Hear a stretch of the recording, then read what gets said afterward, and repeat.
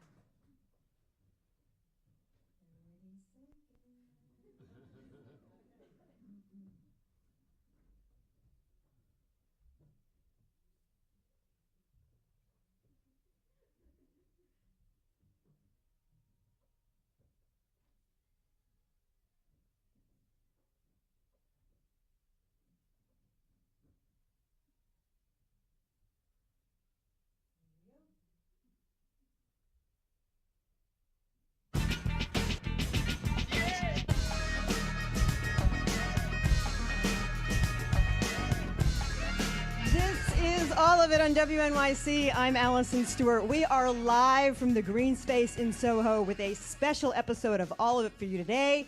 It's Broadway on the radio. For the next hour, we'll be joined by the cast of the Tony Award-winning Broadway show Hadestown, that you're going to hear live music from right here in WNYC's Green Space.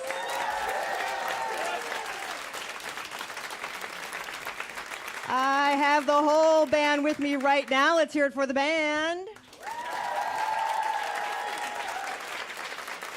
If you're not here with us in person and you want to see them all, go to WNYC.org, where you can watch a free live stream of today's live broadcast. Now, today's show is a special occasion for Hadestown. Last month, for the first time since the show production opened in 2019, Hadestown launched an all-new cast for all 5 principal roles. So here with me today, let me introduce you to Paolo Schott as Hades, Rebecca Naomi Jones as Persephone, Morgan Dudley as Eurydice, Jack Wolf as Orpheus, and of course, our conductor on this trip down to Hadestown, here to kick things off with the performance of Road to Hell. Please welcome Kurt Elling as Hermes. All right. All right.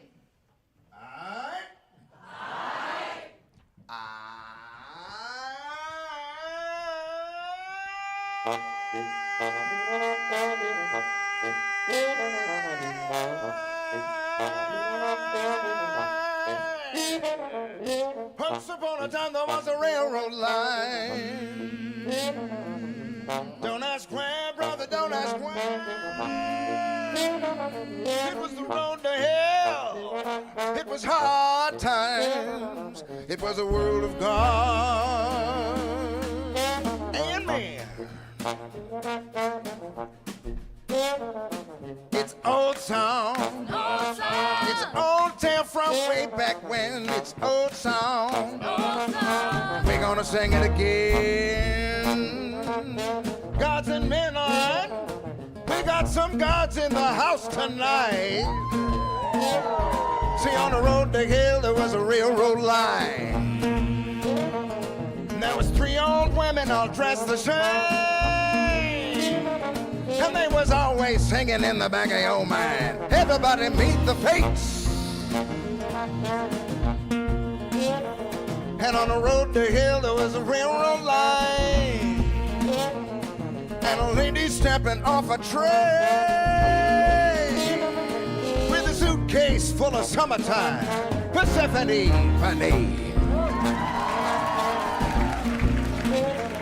And if you ride that train, if you ride that train, if you ride that train to the end of the line, where the sun don't shine and it's always shady, it's there you'll find King of the Mine, almighty Mr. Hades. We got any other gods? Oh, right, almost forgot. On the road to hell there was a railroad station, and a man with feathers on his feet who can help you to your final destination, Mr. Hermes. That's me. You see, someone's got to tell the tale, whether or not it turns out well. Maybe it will turn out this time. On the road to hell, on the railroad line, it's a sad song. It's a sad tale, it's a tragedy. It's a sad song. We're gonna sing it anyway. Now not everyone gets to be a god, and don't forget that times are hard. Hard times in the world of men. Let me introduce you to a few of them. You can tip your hats and your wallets with your pennies or your pearls to the hardest working chorus in the God's almighty world. And working just as hard for you, let's see what this crew can do.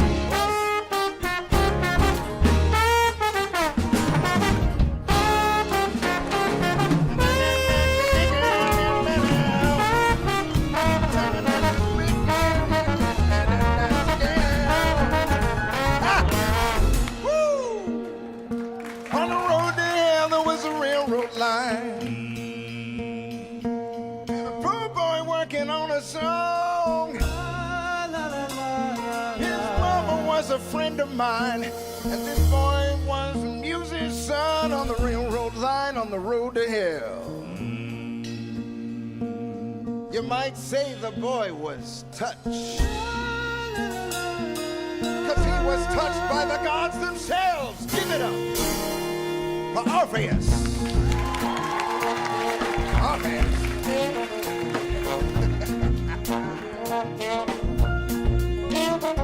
There was one more soul on this road. Girl, come on in from the cold, on the railroad line on the road to hell. There was a young girl looking for something to eat. And brother, thus begins the tale of Orpheus and Eurydice. It's a love song. It's a tale of a love from long ago. It's a sad song. We're gonna sing it even so. It's an old song. It's an old tale from way back when. And we're gonna sing, we're gonna sing, we're gonna sing it again.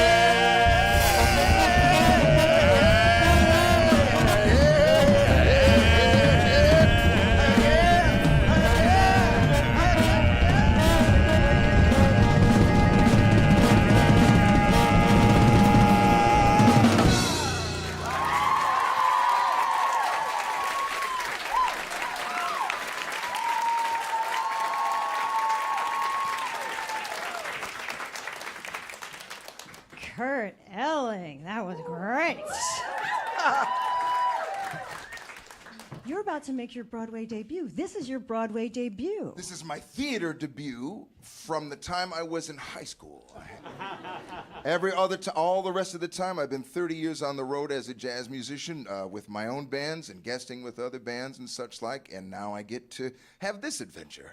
What has this adventure been like? Oh, it's a thrill. I mean, I love to be challenged. I always want to be learning new things. When I'm on the road, I'm always trying to meet other musicians and find out, because every person you meet, every musician you meet has an incredible galaxy of memories and songs and harmonies, ideas and notes and stories to tell, and I'm just hungry for all of that. As you mentioned, you're a Grammy-winning jazz vocalist. How did you have to adapt for this role? Well, I have to sing higher than I would like to. Oh. Yeah, man, they wrote all of this for a tenor, which I am not. So, especially not at this hour of the morning. But that's the hardest part. I mean, there's not the kind of blowing space that I'm used to, but that's not really important because it's not a part of the function of the art form. You know, jazz has its history and it has its traditions and its habits and its creative resources and the stories to tell. And musical theater is an equally rich, flavorful experience. And so, you know, as I say, I like to learn stuff. So let me, you know, put the harness on me for this, and I'll give this the best that I can. Let's talk to Liam Robinson for a minute. Okay. Liam, hi. A long-time listener, first-time caller. You are the musical director for Hadestown. First of all, would you introduce everybody in the band? Great. Okay, I'm not going to screw this up. We got Marika Hughes on the cello. Give it up for Dana Lynn on the violin. Ben Porowski on the drums. We got Mariel Bilston on the trombone. Christopher Tordini on the bass. Ilusha Tsanadze on the guitar. So we said to you, can you bring some of the staff and some of the crew down, and you can make it really a small group and put them on stage? Yeah, we can do that. You can do that? How did you do that as a musical we'll director? bring everybody. Yeah, how about that? Tell me about directing this group. What has been the challenge of directing this group? What are the challenges of directing this group? This is, a lot of these musicians were in the show when we were off Broadway in 2016. So this show has had a long history, even with just the folks that you see on stage, let alone before that. So yeah, I joined years into Aeneas writing this show, and it was an honor for me to also be like one of the arrangers in the show. I arranged for the voices in this show, which was like, that was, I don't know about a challenge, but that was like one of my great pleasures, is arranging for the many beautiful voices that come through our building. Kurt, we're talking about Greek myths here. Why is Irma's an interesting character for you? Oh, it's such a meta role. There are so many layers of consciousness that I get to try to inhabit. I get to tell the story to the audience, and I'm used to not having a fourth wall anyway. So that fits with me. I can talk to people, and it's no vibe. So I tell the audience, in which case I don't think the other characters can hear what I'm saying, because they're inhabiting the reality of the story. And then sometimes I'm in the story, sometimes I'm sort of in-ish the story, and I'm sort of trying to maneuver things and everything like that. And then, of course, there's my own consciousness as a person telling this story to this audience on this day with the news of the world happening and how this story plays into that or comments on that. And so every night there's some other layer. I'm really trying hard to get as much of the right messages across with nuance and with the clarity that it needs. So when you ask about jazz musicians say, "Oh man, it must be like a straitjacket." It's really not. It's such an exploration. And of course, the actors that I'm working with are so beautiful and inspiring. And so every night you're interacting with people of a very high level of intense creativity. And so even if the actual stuff that's written down is the thing that's supposed to happen, you're humans and you're breathing it and you're living it. So it's a thrill for me. Did you check in with past Hermes?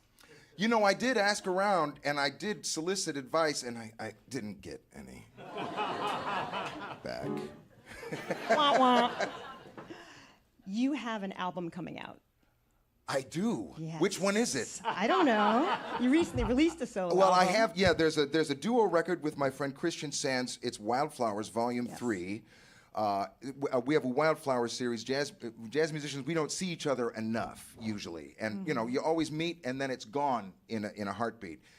And usually there's all this rigmarole to make a record. But why not? Like if we've been practicing forever, we should just be able to go into the studio and sing some songs and do some stuff and do it. So we just grab them on the way. So there's a Wildflowers series. And I've got a big band record coming out in February that will be called In the Brass Palace. Ooh, it's exciting. Yeah, that's going to be big. I'm excited about that. Thank you for asking. Of course. How are you balancing the two? Well, let's see. Last week I did the Tuesday 1 show and the Wednesday 2 shows, and then I got on a plane to fly to Stockholm because I had to got to do a concert in Stockholm with Yellow Jackets, and then we went to a town in Poland that only Paulo can pronounce, Śląsk. Yeah, see. And then Bratislava, and then I got on the plane in Vienna to come back to do the Tuesday show, start the week off again. Oh. Why don't you have a seat? Yeah. Why don't you have a rest? I'm here with Broadway's Hadestown. We'll have more with the cast after a break. This is all of it.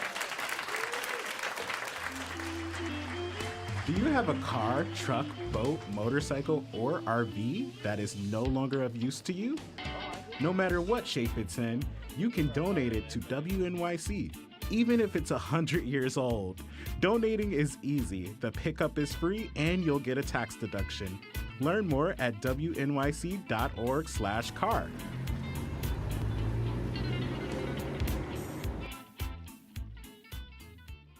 WNYC is supported by New York Stage and Film celebrity reading of Moonstruck, starring Bobby Cannavale, Rose Byrne, Patti LuPone, and more. Hosted by NPR's Peter Sagal, live on Broadway, November 10th. Tickets at telecharge.com. Little Bear Ridge Road, a new Broadway play starring Laurie Metcalf and Micah Stock, written by Samuel D. Hunter and directed by Joe Mantello. Limited engagement runs now through February 15th. Tickets at littlebearridgeroad.com. WNYC's journalism and storytelling is heard by millions of passionate listeners. Sponsors of WNYC gain our listeners' attention and their respect. Learn how your organization can support WNYC at sponsorship.wnyc.org.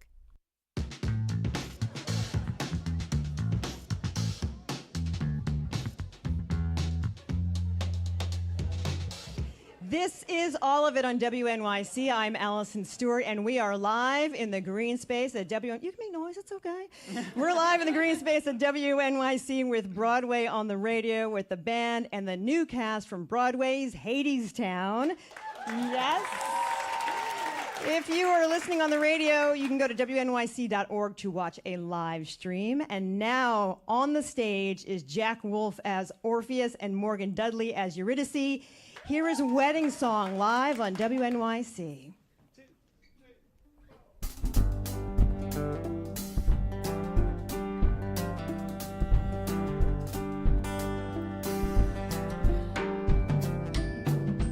Lover, tell me if you can, who's gonna buy the wedding band? Times being what they are, hard and getting harder all the time. Lover, when I sing my song, all the rivers will sing along, and they're gonna break their banks for us, and with their gold be generous. All are flashing in the pan, all to fashion for your hand. The river's gonna give us the wedding band.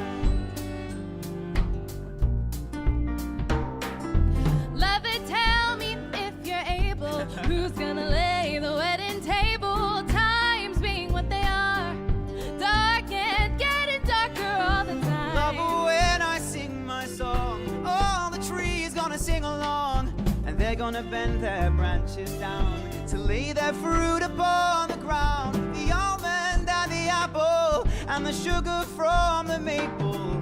The tree's gonna lay the wedding table.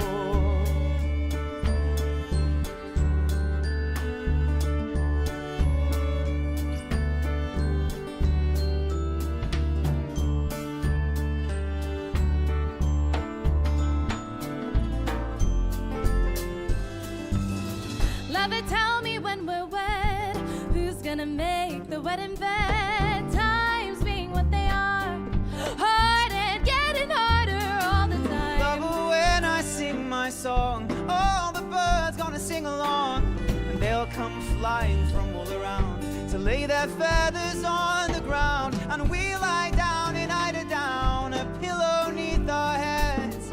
The birds gonna make the wedding bed. And the tree's gonna lay the wedding table. And the river's gonna give us the wedding band.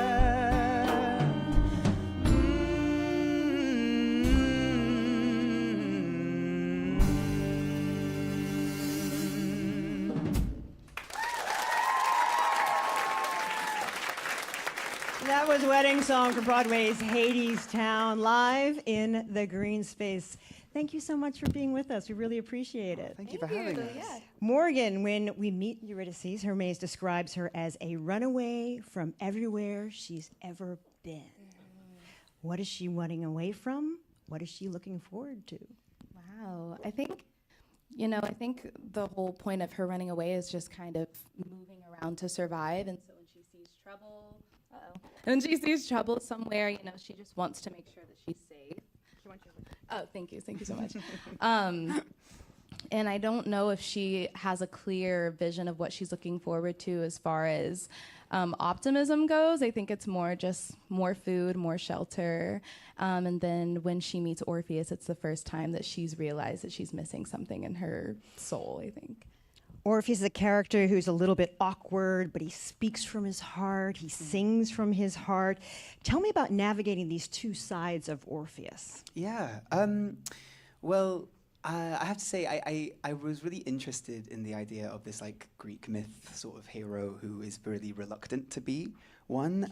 I like the idea of Orpheus being just a sort of everyman, one of the sort of workers in the bar that we set Hadestown in, who just happens to have this sort of, he's like a vessel to something that's much bigger than him, much greater than him, which I think is a very lovely metaphor, that when this sort of poetry comes to him, it isn't necessarily something that he's very confident in sharing, but it's something that he feels like he should.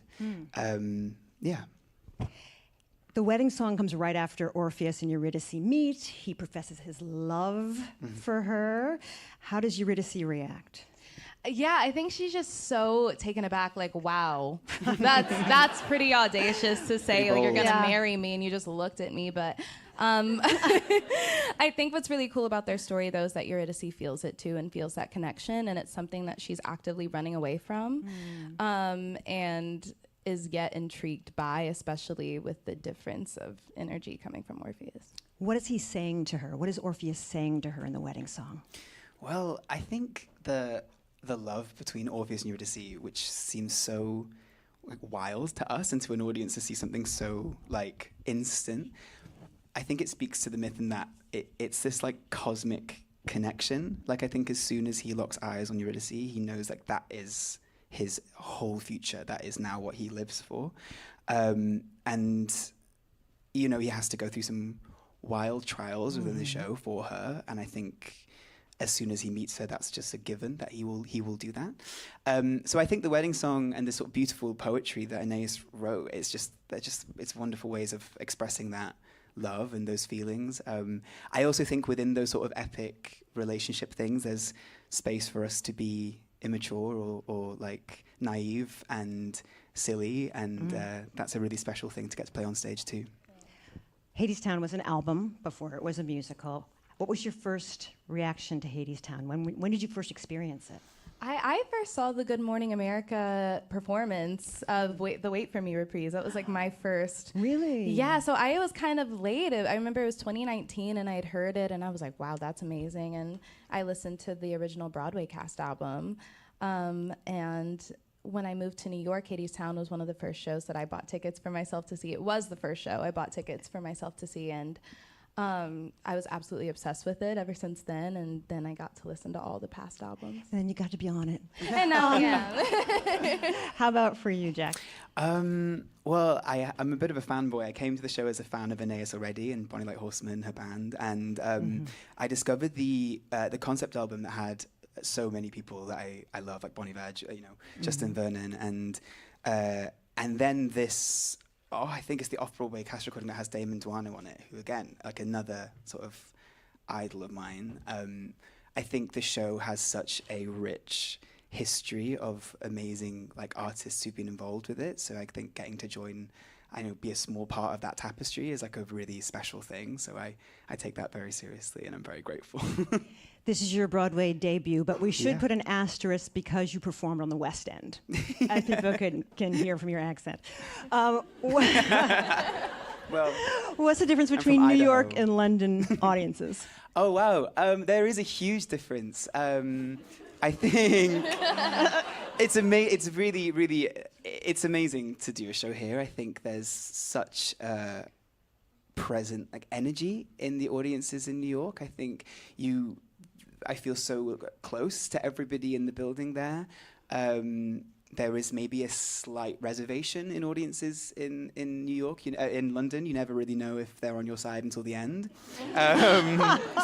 Whereas here, it feels like a real sort of family thing. It's, very special.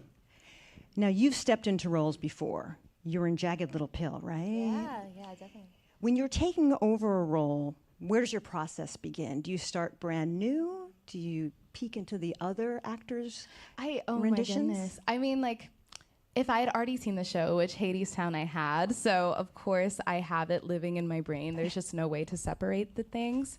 But kind of coming into my own process, I like to try and like meditate and clear my mind of whatever preconceived notion I feel like I should be putting on based off of anything I saw, and just try to really live the text and the language and the words. And in doing that, especially being in this show for so long, I feel like I've really come into my own and found these new decisions that came to me just based off of what I felt about it. And so it's just been a process of learning to trust myself. And you stepped into the role in Next to Normal in the West End. How did you approach it?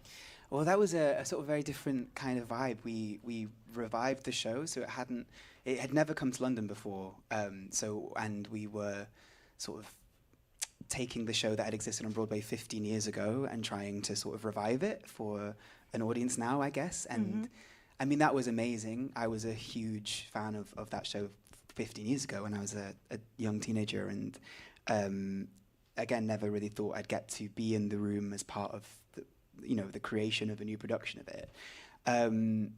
So yeah, I guess I had free reign to create a character almost afresh. It's hard, I think, as actors, especially going into roles that have been sort of iconically played by people before, not to feel some sort of level of imposter syndrome or fear that you might let people down, or that that people have something that they're expecting to see. But I think sort of learning to be confident in your portrayal of something is definitely a journey. But yeah, I had the most amazing time. I think also, luckily, with both of these shows, with Next Normal and with Hadestown, I'm just really, really blessed to be in a company of really incredible actors and people. So we're really doing this as a unit together, which is cool. What are those keys to? Oh. I'm sorry, I have to break. So I lose them all the time. This just came from rehearsals. If I have them on me, I can't leave them anywhere. Just had to ask. So that's why. And I leave them everywhere. The next song we're going to hear is Epic. Can you set this up for us a little bit? Oh, me? Yes. What? Yeah, oh my go on. goodness. Set it up. Okay. Set me up. Go on. Jeff, you can set it up. Yeah. I Come really want to know on. what you think it is. But I mean, I feel like it's like the first time that you're kind of put on the spot to use Orpheus's gifts, and we kind of get introduced into like what you were saying about how he feels like he has to share this story and explain the world that we're currently living in. And so, Absolutely. Yeah, why don't you? Orpheus is like exactly that. It's his poetry to sort of describe what the story of Hades and Persephone is to the audience. And then I think for me, playing the character, for me, my interpretation is a little sort of window into how confident or not so confident he might be in sharing this kind of thing. Yeah. Okay, you give me that. You get to go off stage, and we'll invite Kurt Elling back on. This is Epic from Hadestown.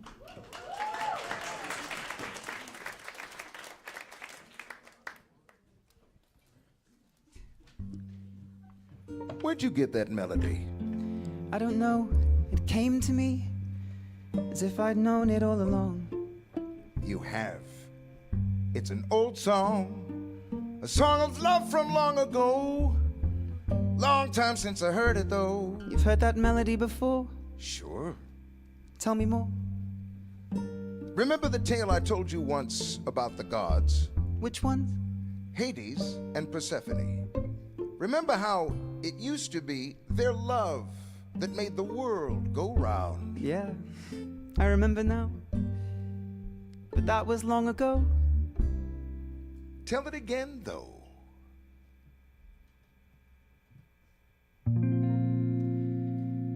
King of shadows, king of shades, Hades was king of the underworld.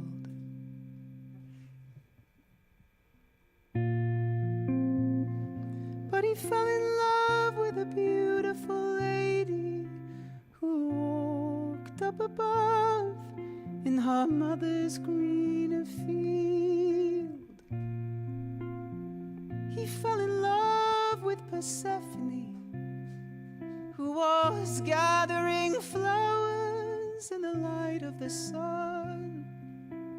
And he took her home to become his queen, where the sun never shone on anyone. Go on. The lady loved him and the kingdom they shared, but without her above, not one flower would grow. So King Hades agreed that for half of each year she would stay with him there in his world down below. But the other half she could walk in the sun, and the sun in turn burned twice as bright, which is where the seasons come from, and with them the cycle of the seed and the sickle, and the lives of the people, and the birds in their flight singing. La, la, la, la, la, down below and up above.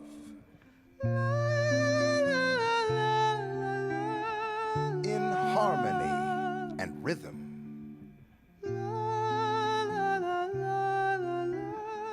The gods sang a song of love.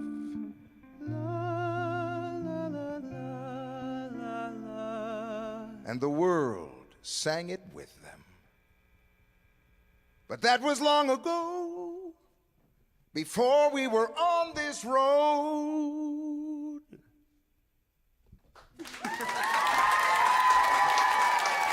That was Epic One from Broadway's Hadestown. We'll be right back with more music and the show's king and queen of the underworld live in the green space at WNYC. On the next Fresh Air, we'll discuss Russell Vogt, the director of the Office of Management and Budget and a key architect of Project 2025. He's been central in President Trump's dismantling of federal bureaucracy and the expansion of executive power. We'll talk with Andy Kroll, who investigated Vogt for ProPublica and The New Yorker. Join us. Weekdays at 2 on WNYC.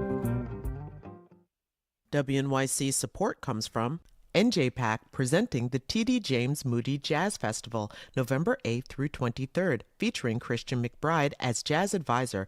Tickets at njpac.org or ticketmaster.com. The AKC Museum of the Dog presenting The New Yorker in Dog Years, celebrating the magazine's last 100 years, on display through December. Dogs are welcome on Fridays. Tickets at museumofthedog.org.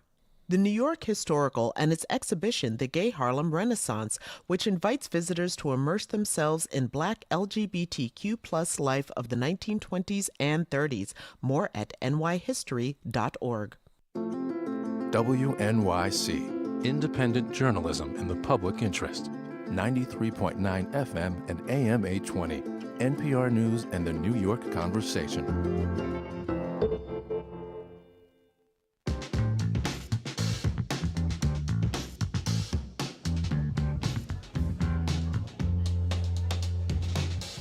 This is All of It on WNYC. I'm Allison Stewart. I'm in the green space at WNYC with the band and the cast of the Broadway hit Hadestown as part of our Broadway on the Radio series. If you're listening on the radio, you can also watch at WNYC.org and watch the live stream, or you can be in the audience. Hi, audience. Yay! And now I want to introduce to the stage Hades himself, Paolo Schott, as well as Eurydice, Morgan Dudley. Here's a performance of Hey Little Songbird.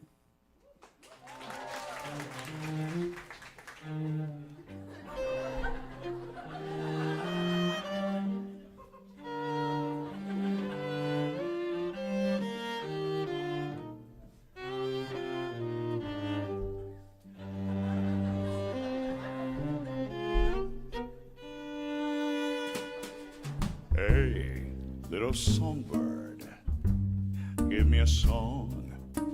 I'm a busy man and I can't stay long. I've got clients to call, I've got orders to fill, I've got walls to build, I've got riots to quell, and they're giving me hell back in Hades. Hey, little songbird, got your tongue. Always a pity for one so pretty and young. When poverty comes to clip your wings and knock the wind right out of your lungs, hey, nobody sings on empty. Is the call of this strange man. I wanna fly down and feed at his hand. I want a nice soft place to land.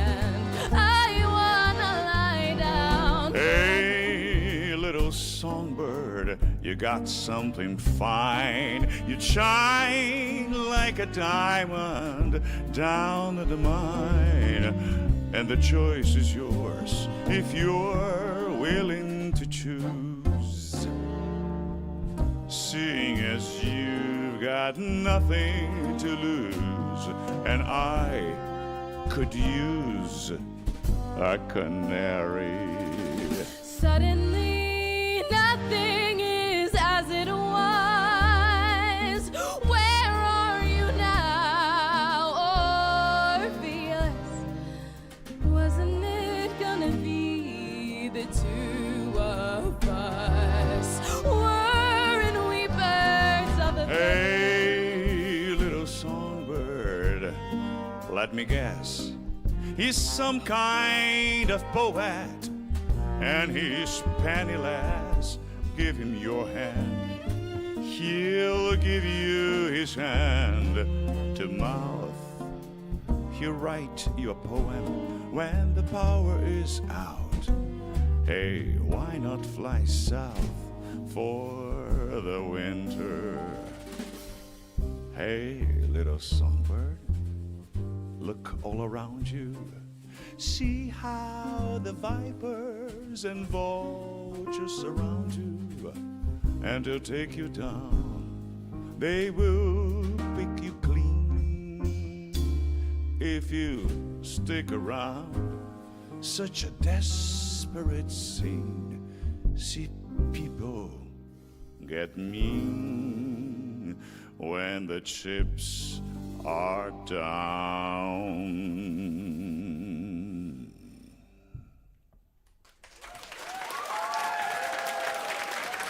That was Hey Little Songbird from Hadestown, featuring shows Hades and Eurydice, Paolo Schott and Morgan Dudley.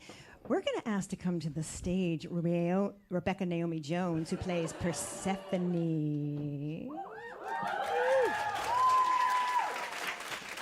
You're such a cute couple. Let's start with you and that song. Why does he call her down to the underworld? I think he saw an invitation before happening in Eurydice's mind, and I think that's the opportunity for him to get his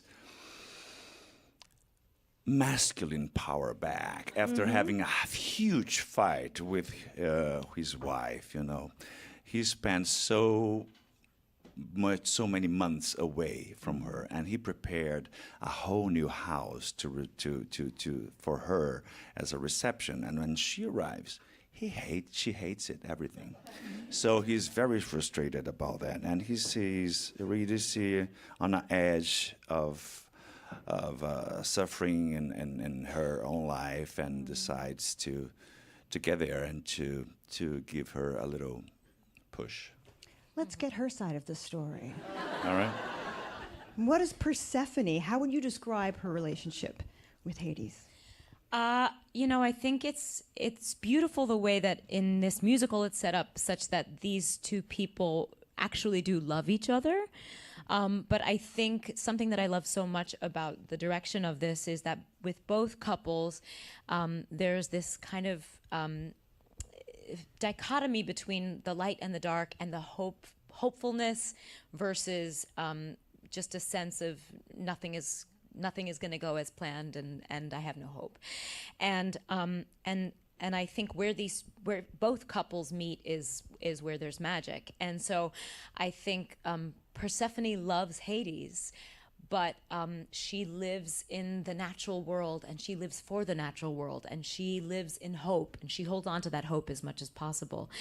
And so I think for Persephone, when she comes down after the 6-month stint for the fall time, and she sees what Hades has created for her, which is more construction and artificial light and all of these things, it feels to her like an assault of the natural world. So I think that's where this couple kind of struggles with each other. Yeah, she's right. You're an opera star. You have a beautiful voice. You've been at the Met Opera. You've also been on Broadway in & Juliet. What is common about opera and Broadway? Common. Yes. Okay. Well, they both tell stories. They both use human body and the voices in different ways, of course. And but what I like to always point out are the differences, which for me, everybody, that's the first thing. What's the difference? And I say 8 shows a week. In opera we have 2 shows a week and or 3 shows a week. And here that was the biggest challenge for me when I first had my first musical, how to pace, how to learn to do that for 8 shows a week and not be absolutely destroyed. And you use the lower part of your register quite a bit. Well, that's news for me. Yes. Oh. That's news for me. I'm a baritone, so it's in the middle of register of everything of male and between the tenor and the bass. So I get to explore a little bit, and this guy helps a lot. The microphones gives the intimacy that I can explore this kind of color that in opera would be not possible. Hadestown is a sort of a unique musical. So much is told in verse. How is that for you as someone who's done a lot of Broadway?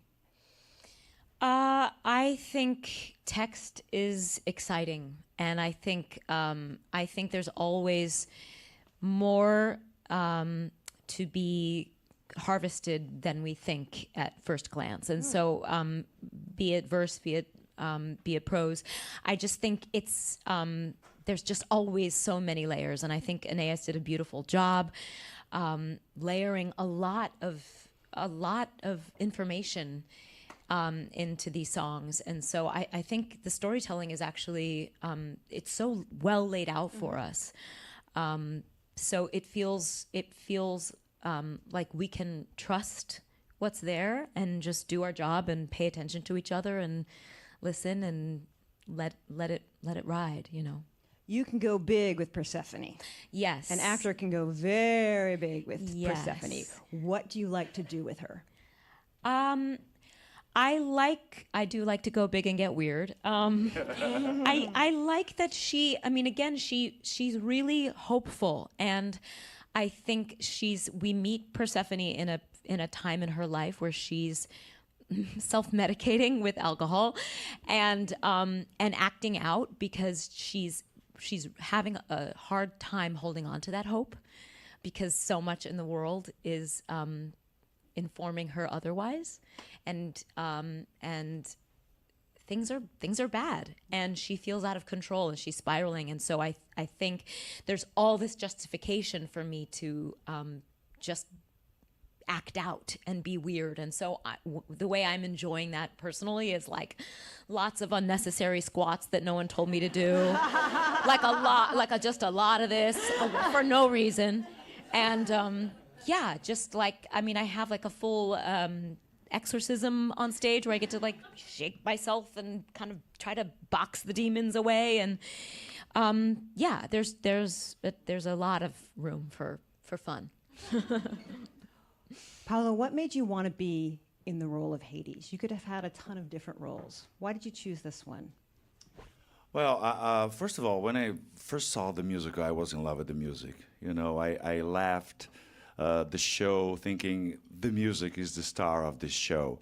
And I was so, excited when they came back to me and proposed to do this. So, and I still think the music, it's incredible. And also to play a role that Hades represents, a big boss, a god, someone who, in a way, has lost his way of seeing the humanity in others and just thinking about the work and the job and get, absolutely into that thing. I think that's the main problem with their marriage.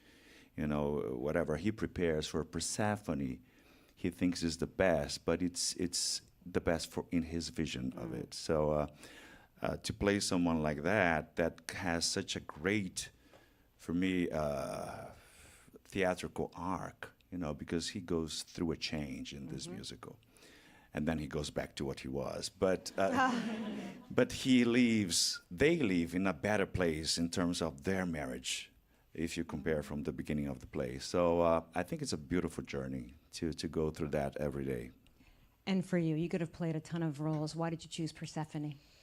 I really love being a part of something that is about trying to have hope and trying to connect with each other amidst chaos in the world. And it just, I mean, I'm happy that Persephone happens to be the vessel for me to be a part of that bit of storytelling in general. But yeah, I love that she is capable of deep sadness and garnering deep strength and deep love, and she's fun.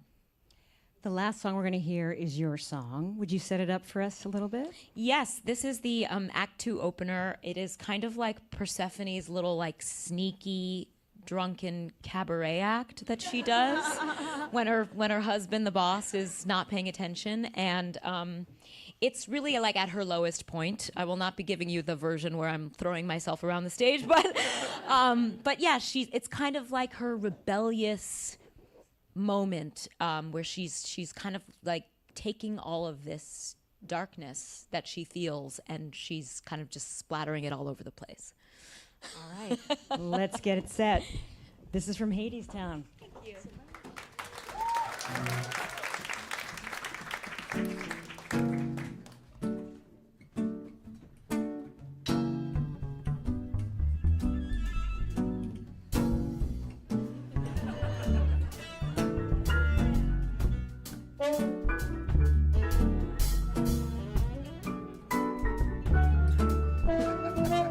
Step into my office.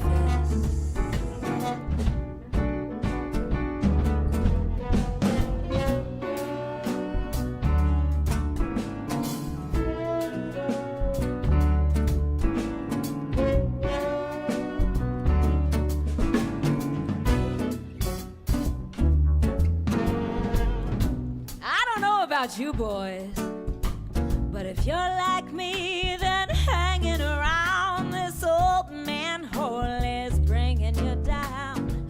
6 feet under, getting under your skin. Cabin fever is a setting in. You're so crazy, stuck in a rut. You could use a little pick-me-up.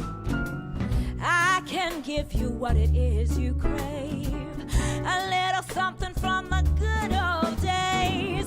I got the wind right here in a jar. I got the rain on top of the bar. I got sunshine up on the shelf.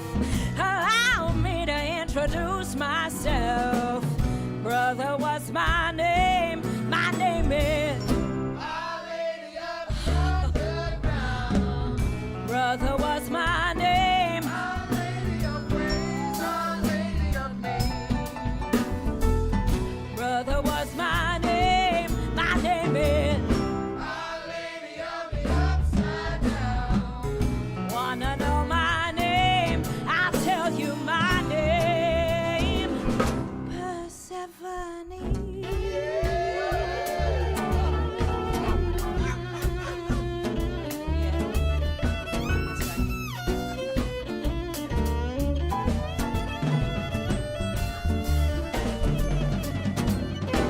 Come here, brother. Let me guess. It's the little things you miss. Spring flowers, autumn leaves. Ask me, brother, and you shall receive. Or maybe these just ain't enough. Maybe you're looking for some stronger stuff. I got a sight for the sorest eye. When was the last time you saw the sky? Wipe away your tears, brother. Brother, I know how you feel. I can see you're blinded by the sadness of it all. But look a little closer and everything will be revealed. Look a little closer and there's a crack in the wall.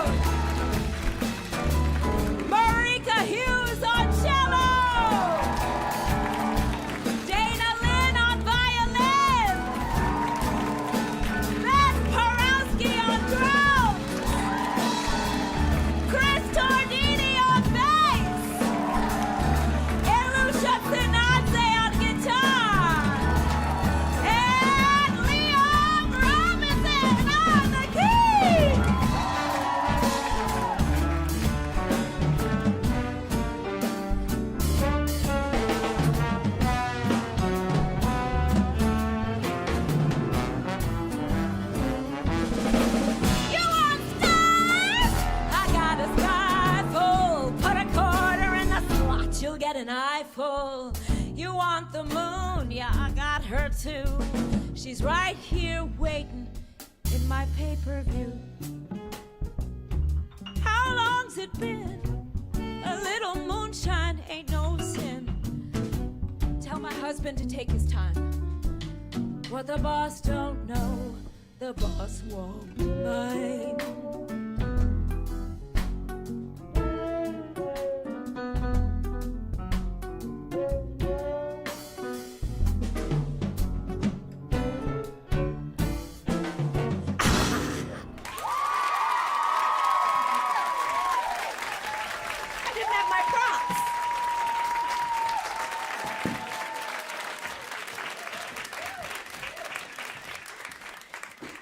Thank you so much to the cast of Hadestown. Paolo Schott as Hades.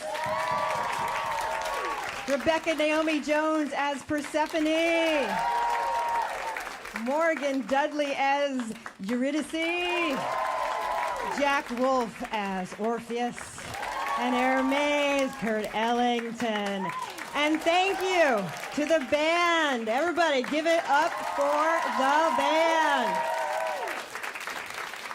You have been listening to a special Broadway on the radio. It's at all of it. We're at the end of our live broadcast with New York's Broadway's Hadestown. First of all, I want to thank the audience for joining us. Thank you so much for making time to come out. Thanks to Team All of It. Simon Close, you met earlier. He produced this hour for our Broadway on the Radio series. And thanks to the entire team at the Green Space. Our engineers today, they included Juliana Fonda, Matt Mirando, and Chase Coulpon. I am Allison Stewart. More All of It is on the other side of the news. We're going to have the Buena Vista Social Club. That performance we had earlier in the year. You have to stick around and listen to it. It's really great. Thanks again to our cast of Hadestown. We really appreciate your time. We really appreciate all of you. Have a good day.